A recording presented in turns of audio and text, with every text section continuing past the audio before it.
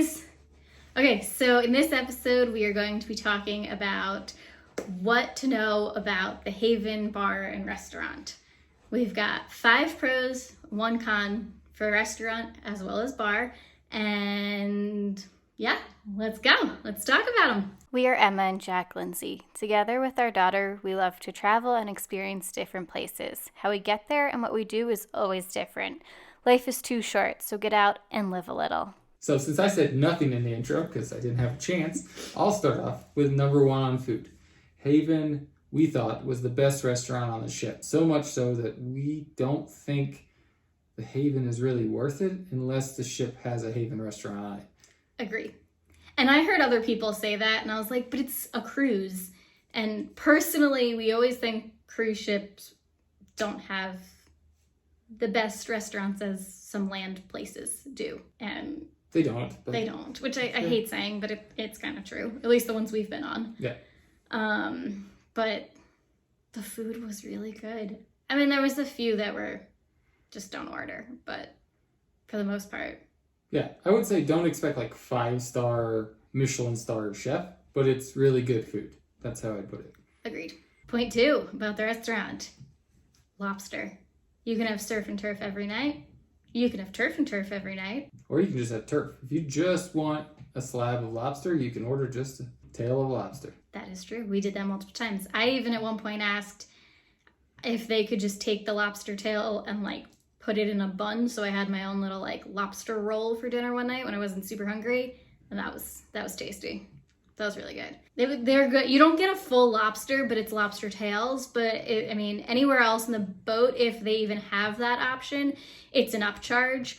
And for the Haven, it's just included in your fare. And you can have it every single night if you really wanted. Point 3.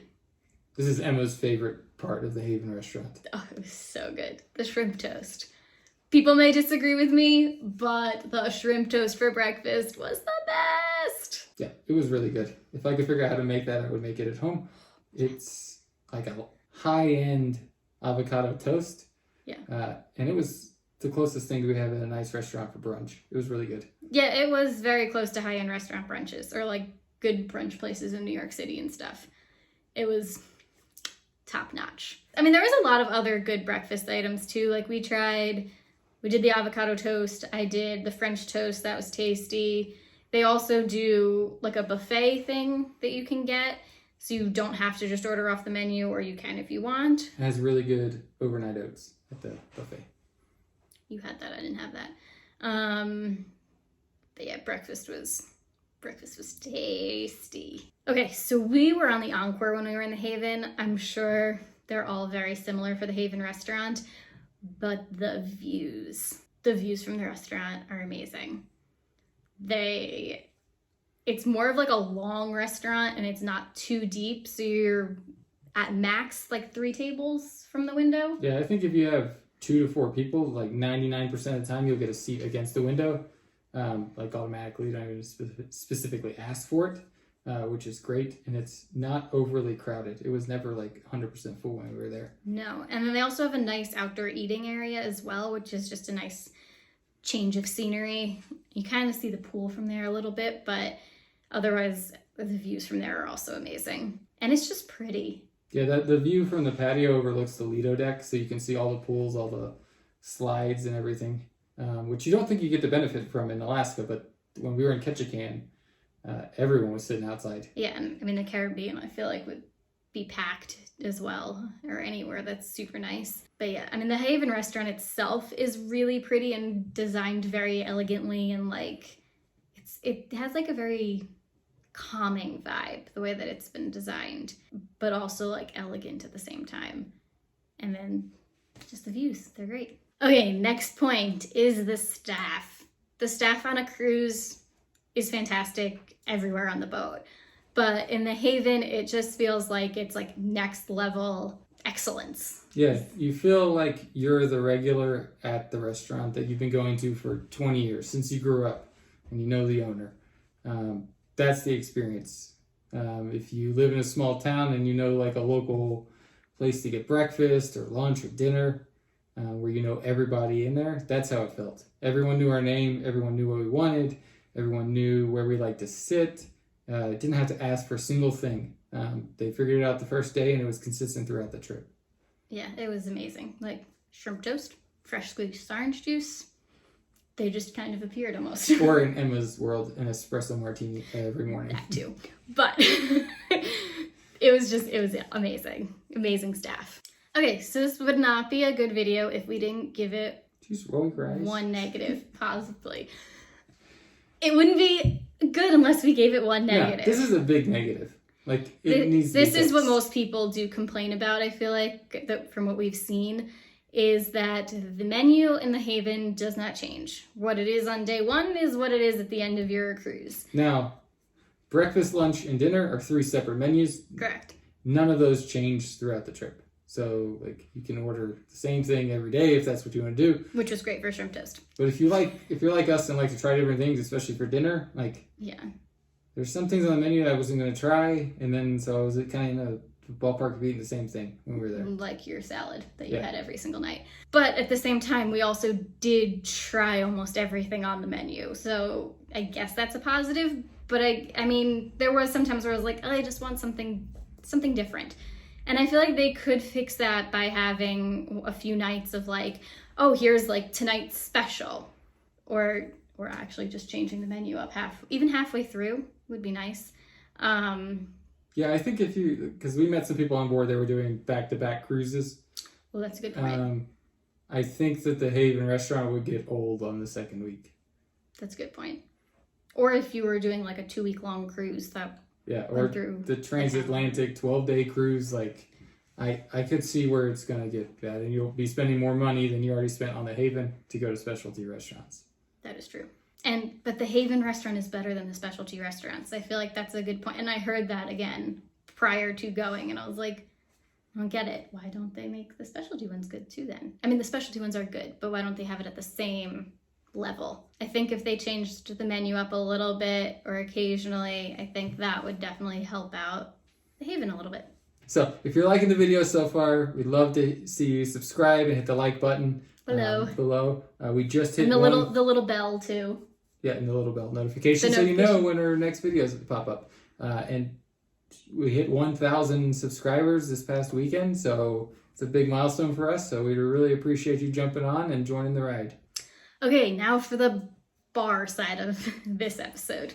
Also, if you haven't watched us, we like to drink. So we definitely experienced the bar in the Haven, for sure. It's all inclusive, you might as well. This is true. So the location of the bar is a plus. It's very centrally located to everything. Like if you're not staying in the Haven proper, it's pretty much almost the first thing that you run into. And if you're gonna leave the Haven proper, it's also the first thing you're gonna run into. Yeah, the only rooms that I think it's a downfall for are the aft-facing penthouse suites. Which would be for all Haven ones previous to the Prima, because the Prima is going to be in the back of the ship. Yeah. So there's rooms on the Breakaway class ships that are in the very back of the ship, and the Haven right now is in the very front on that class. And so to get to the Haven bar, you would have to literally walk the length of the ship, because it is... Which is good exercise, because you're going to eat and drink a heck of a lot, but... Yes, but it is a drawback. But other than that, it's in a great location for all the rest of the Haven rooms. Yeah. So the next plus on the Haven bar is the bartenders. And I wouldn't even refer to them as bartenders, they're mixologists. We were talking to them, and they're all professionally trained mixologists, and they actually compete in competitions.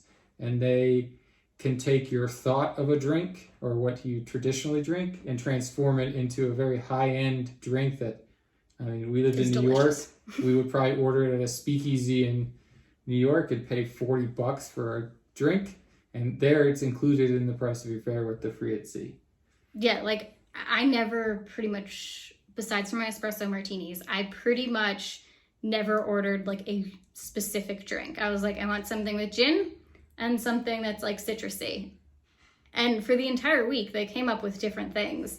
And one was just as good as the next. They were all fantastic. And I like a good cocktail, and they were tasty. Yeah, and you'll get to know your bartender because there's only 2. We had 2 on... Correct. That were the entire cruise. So one would work the morning shift through the evening, and then the other one would pick up at noon and then work through the night. So you get to know them really well. They know what you like, and usually before we got up to the bar, we had a drink waiting for us. Yeah, their drinks were just so good. So good. And next point, building on top of those drinks and how fantastic they are. I mean, you can get anything from a glass of wine to my favorite, which is a smoked old fashioned. And I could even request the type of wood to smoke it. So my favorite is with mesquite on a bourbon. And then I also tried applewood on a brandy old fashioned, which I never had before and typically would never order. But it was delicious. What were some of the other wood options? Do you remember? Was there other? No, I think those were the two they had. Typically, non-COVID, they said they had about 8 different types of wood you could use. So similar to like smoking meat, you can try different ones. But due to supply chain issues, they only had applewood and mesquite. Okay. I mean, they were still both amazing. Yeah, and they smoke it right in front of you. I'm sure Emma's going to show a video of what's going on. Yep. But they literally light it and smoke it right in front of you. It's a true experience more than just a drink. Yeah, and it's also crazy to think that you're on a boat and there's like a bunch of smoke happening, because I feel like that seems like a fire safety issue, but it's obviously not. But it's a really cool thing. And also if you're sitting at the bar and somebody orders it, you tend to like get a crowd of people that are like, ooh, what's that? Can you make me one? Or, ooh, that's really cool. I'm just going to stand here and watch it. And then you talk to other people. But it was like a show for a cocktail. Yeah, and the one thing I would say is don't think you have to go with the most exotic drink. Like if your palate's not designed or you don't like exotic taste and you just want to go with what you typically drink. Like a beer. A beer, a pina colada, a margarita. They make those amazingly. Strawberry daiquiri. Like there's still a step above what you typically would order on the rest of the cruise ship. Yes. Even those drinks. So 100%. If that's what you like, feel free to order. We saw a lot of people in the Haven. One person next to us would always drink pina coladas. Yeah. And as an example, there was a Mojito Bar on our cruise. And I was like, okay, let's go to the Mojito Bar. I love mojitos. Let's try it out. I got it. It was good. And if I was in a normal cabin room, I probably would have finished the whole thing. But the Haven spoiled me. And I was like, this is good. But the Haven guys would have just made this like a lot better. And they do. I mean, they're trained mixologists. The drinks are just better in the Haven. Yeah. I don't know how else to put that.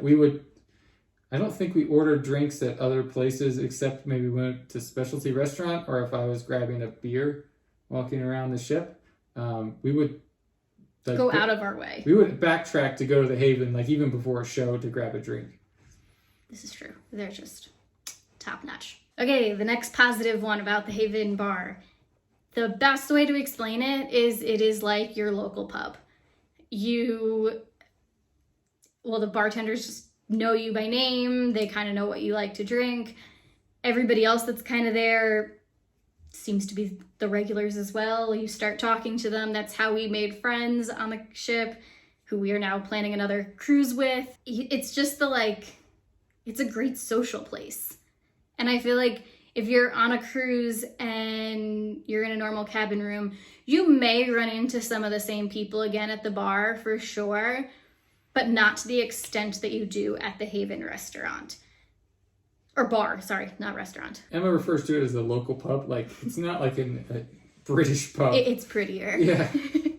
It's a serene pub, is the best way I could put it.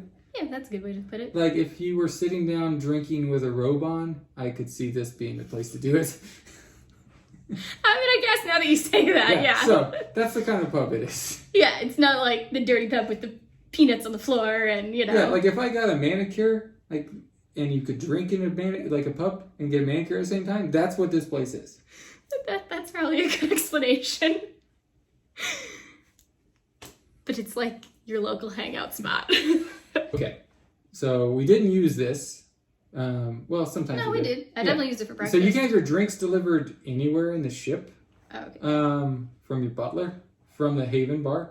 That we didn't really use. Yeah, that we didn't use. But in the restaurant, they'll go down and use the Haven Bar as to order your drinks. So whatever you order down at the Haven Bar, when you're eating dinner at the Haven restaurant, you can order the same thing. Or you can, as Emma used to do, just or Emma did, is just tell the waiter to tell the bartender that Emma wants a drink made with gin, and then a surprise drink would show up. But there is a way, like you get a little phone in your room with your butler that, again, we didn't use.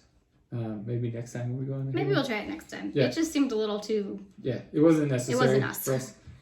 But you can carry your phone around, and like I like to play blackjack, and they usually have a waiter go around and you can order drinks at the blackjack table. But for Haven people, you can carry your little phone and call your butler and have him deliver a drink from the Haven bar to you instead of having the bartender that walks around give you a drink. Yeah. It's a pretty big plus. Okay, our last point. It is our con for the Haven bar. If I had one complaint, it would be that the bar should be bigger, which it does kind of look like it's going to be bigger on the Prima and all of that class.